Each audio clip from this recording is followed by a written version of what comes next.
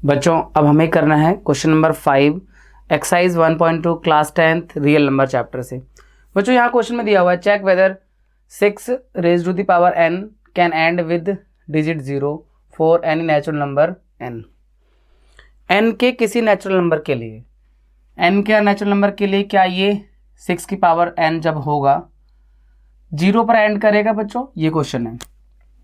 देखो बच्चों, अब n कोई भी नेचुरल नंबर 6 की पावर n जैसे 1 6 आएगा, 6 की पावर अगर 2 लेते हैं तो 36 आएगा, 6 की पावर 3 लेते हैं तो 216 आएगा, एंड सो ऑन। ऐसे भी जो भी कुछ लेंगे यहाँ यूनिट डिजिट पे 6 आएगा। ठीक है, तो ये 0 पे एंड हो रहा है? नहीं हो रहा है, 6 पे एंड हो रहा है। ये भी 6 है, ये भी 6 है, ये भी 6 है। यहाँ पे कह रहा है कि क्या ये डिजिट 6 की पावर n की किसी वैल्यू के लिए 0 पे एंड होगा? नहीं होगा, we are very sure about it. But हमें यहाँ to the point with the theorem we have to prove this one. ठीक है बच्चों, तो 6 की पावर n है, ये 6 एक कंपोजिट नंबर है, तो यहाँ पे एक फंडामेंटल थ्योरम ऑफ अर्थमेटिक है बच्चों। यहाँ राइट पे लिखा भी है, आप इसे पढ़ सकते हैं। फंडामेंटल थ्योरम ऑफ अर्थमेटिक मतलब हमें बताता है कि एवरी कंपोजिट नंबर, एवरी मतलब कोई भी, हर एक composite number, every composite number can be expressed as a product of primes and this prime factorization is unique apart from the order in which they come। यानी जैसे ये है 6, आप video को पॉज करके यहाँ रीड कर सकते हैं। ये जो 6 एक कंपोजिट नंबर है, हम 6 को अगर प्राइम फैक्टराइजेशन करेंगे तो 2 into 3 आएगा। ठीक है, तो 6 का ये जो प्राइम फैक्टराइजेशन है 2 into 3, ये यूनिक होगा। n कुछ भी हो, n से कोई फर्क नहीं पड़ेगा, केवल ये 2 और 3 रिपीट ही तो होंगे। अगर n की पावर 1 है तो 2 1 आएगा, 3 भी 1 बार आएगा। अगर n की जगह पर 2 आ जाता है तो 2 2 बार आएगा, फिर 3 भी 2 बार आएगा। n अगर 3 हो जाता है तो 2 भी 3 बार हो जाएगा और 3 भी 3 बार हो जाएगा। मतलब 6 के प्राइम फैक्टराइजेशन में 2 और 3 आ रहा है और कुछ आ भी नहीं सकता, n का कुछ भी वैल्यू हो।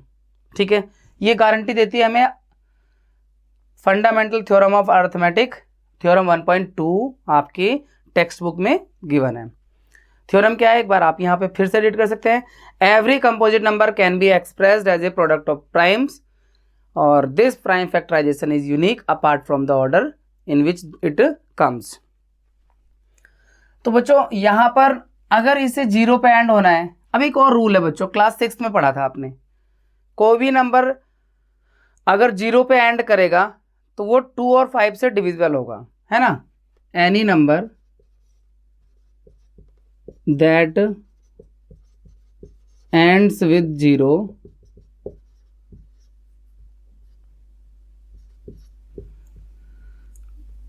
would be divisible by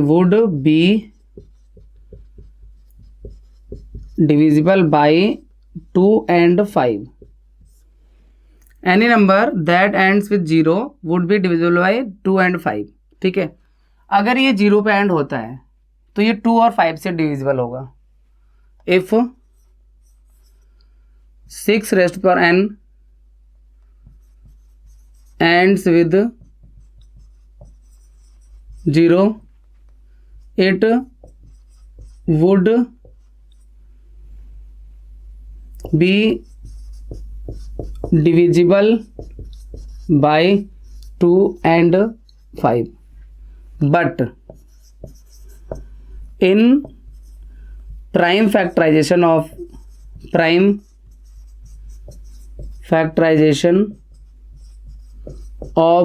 6 raised to n, that is 2 into 3, contain only 2 and 3 not 5, so it must not be divisible by 5 because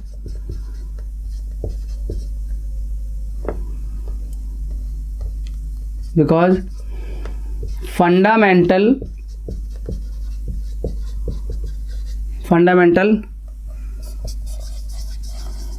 theorem of arithmetic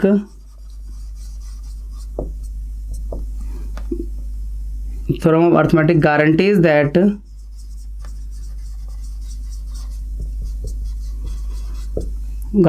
prime factorisation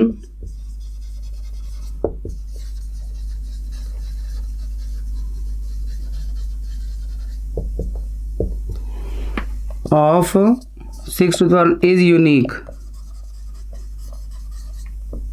ठीक है, मतलब बच्चों क्या लिखा है मैंने यहाँ पर, भाई अगर ये 0 पे एंड होना है, इफ 6 रेज पर n ends with 0 it would be divisible bye 2 and 5, ये 2 और 5 से डिविजिबल होना चाहिए।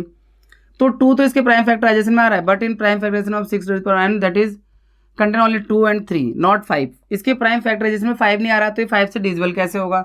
सो it must not be divisible by 5 because fundamental theorem of arithmetic guarantees that prime factorization of 6 raise पर इज यूनिक। यानी इसका जो प्राइम फैक्टराइजेशन है, अब कुछ और तो होगा नहीं, ये यूनिक होगा, बस ऑर्डर 3 into 2 या 2 into 3 हो सकता है। तो क्योंकि इसके प्राइम फैक्टराइजेशन में ही 5 नहीं आ रहा, तो ये 5 से डिविजिबल भी नहीं होगा।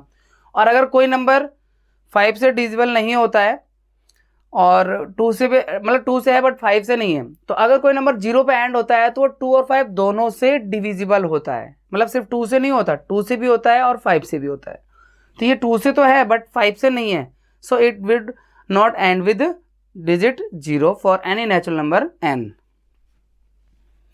So 6 raised to n would not end with 0 for any natural number n। बच्चों ये था इसका एक्सप्लेनेशन, जिसे आपको लिखना है, समझना है, अपनी लैंग्वेज में लिखना है, जरूर नहीं बिल्कुल डिट्टो यही कॉपी करो, अपनी लैंग्वेज में सही से समझने के बाद अपनी लैंग्वेज में लिखिए। चलिए हम लोग मिलते हैं क्वेश्चन नंबर 6 में।